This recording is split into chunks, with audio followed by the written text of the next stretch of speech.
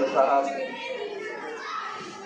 इस अदारे के हर दिल अजीज मैनेजर जफर इकबाल साहब, इस तकरीब के मेहमान खुसूसी नौजवान दिलों की धड़कन, हम सबके महबूब रहनुमा बड़े भाई जमाल अख्तर अपन साहब, मौलाना उसामा साहब और मौलवी अजमल साहब,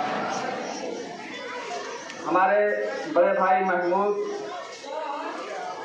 और यहाँ पर बैठे हुए तमाम बच्चे, उनकी माएँ, सरपरस्त हजरात, आज सबसे पहले मैं आपको जश्न आज़ादी मुबारक कहता हूँ, क्योंकि आज का दिन बहुत ही अहमियत का हामिल है।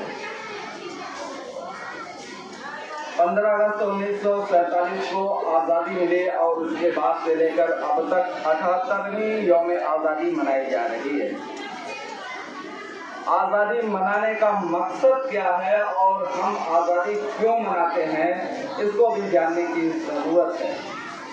हमारे मुल्क में यौम आज़ादी और यौम जमहूरिया जो नेशनल फेस्टिवल के तौर पे मनाया जाता है,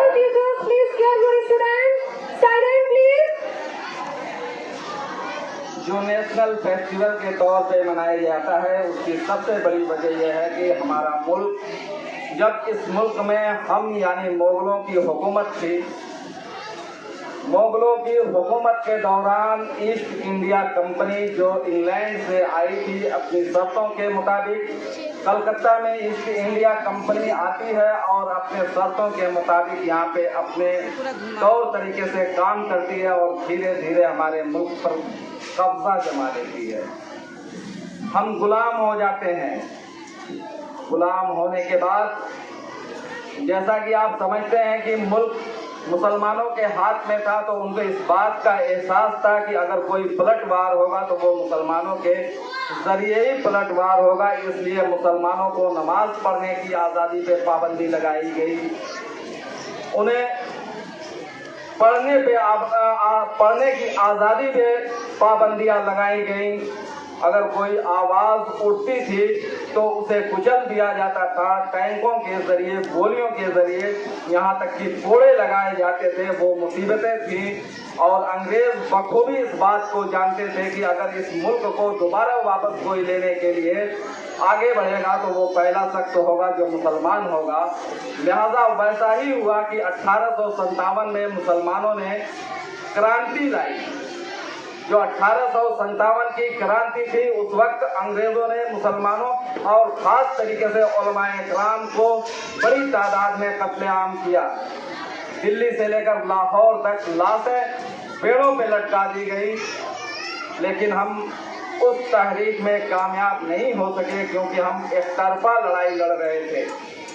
लिहाजा उसके बाद हिंदुस्तान के सभी लोगों ने, हिंदू, मुस्लिम, सिख, ईसाई, पारसी, जैन, बौद्ध, सभी ने एक साथ मिलकर सोचा और गौर किया कि इस मुल्क को आज़ाद कराना है तो कहीं ना कहीं हमें एक बैनर के नीचे आना होगा, एक साथ मिलकर लड़ाई लड़नी होगी। तब उसके बाद 1857 के बाद 1885 में, यानी 28 साल के तवील अरसे के बाद इंडियन नेशनल कांग्रेस का वजूद होता है 1885 में। और उसके बाद हिंदुस्तान के तमाम लीडरान कांग्रेस पार्टी की लीडरशिप में, कांग्रेस पार्टी की रहनुमाई में इस मुल्क की तहरीक को आगे बढ़ाते हैं और मुल्क आज़ाद कराने के लिए कुर्बानियां पेश करते हैं। आज हमारी नस्लें कुर्बानियों के बारे में क्या समझती हैं?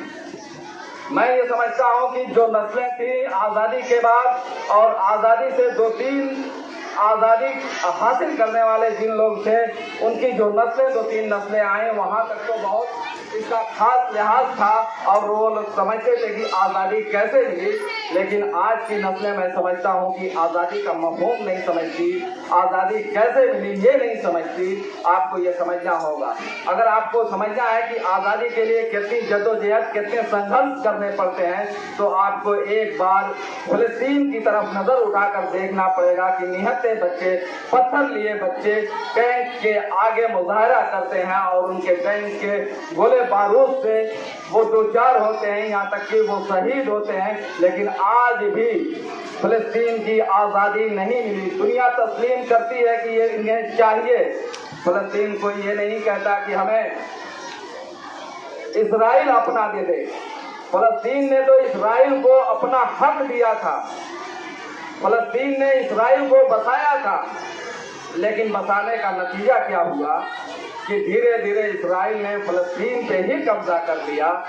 मेरे कहने का मतलब है कि आज अगर आप समझना चाहते हैं तो आप फलस्तीन को देख सकते हैं। आप रूस में जो रसिया था, चिचिनिया, बोस्निया, यहाँ तक कि तकरीबन 1.5 दर्जन जो रियासतें आज़ाद हुई, कितनी जद्दोजहद के बाद आज़ाद हुई, उसको आपको समझना पड़ेगा और तारीख को पढ़ना पड़ेगा, अपने असलाफ के कारनामों को पढ़ना पड़ेगा, अपने असलाफ की तारीखों को पढ़ना पड़ेगा। इस स्कूल में आने का मतलब और 15 अगस्त 26 जनवरी मनाने का मतलब कि सिर्फ हम खुशी मनाकर चले जाएं, ये मकसद नहीं होना चाहिए। हमें अपने असलाफ की कुर्बानियों को पढ़ने का मकसद होना चाहिए और हमें कैसे जिंदगी जीना है, कैसे रहना है। आज इंसानियत की बात हुई है, इस स्टेज पे साहिब लुधियानवी साहब के एक गीत को पेश किया गया कि तू हिंदू बनेगा ना मुसलमान बनेगा, इंसान की औलाद है इंसान बनेगा। मैं पूछना चाहता हूं कि हमारे बीच कितने लोग इंसान हैं? एक अगर मुसलमान है, दूसरा पड़ोस में हिंदू है, सिख है, ईसाई है, तो कोई उसे इंसान के तौर पे नहीं देखता। हिंदू, मुस्लिम, सिख, ईसाई के तौर पर देखता है। इसलिए इस फिरका परस्ती की नफरत को खत्म करने के लिए तालीम सबसे जरूरी है। हमारे मेहमान मुकर्रम ने कहा कि जब तक आप तालीम नहीं हासिल करेंगे तब तक एक अच्छे इंसान और एक कामयाब इंसान नहीं बन सकते। इसलिए तालीम को हासिल करना बहुत जरूरी है। जफर इकबाल साहब को मैं मुबारकबाद देना चाहता हूं कि उन्होंने जिस तरीके से एक कमरे से इस बिल्डिंग की शुरुआत की, इस इदारे का आगाज किया, वो काबिल मुबारकबाद है कि जब हम आते थे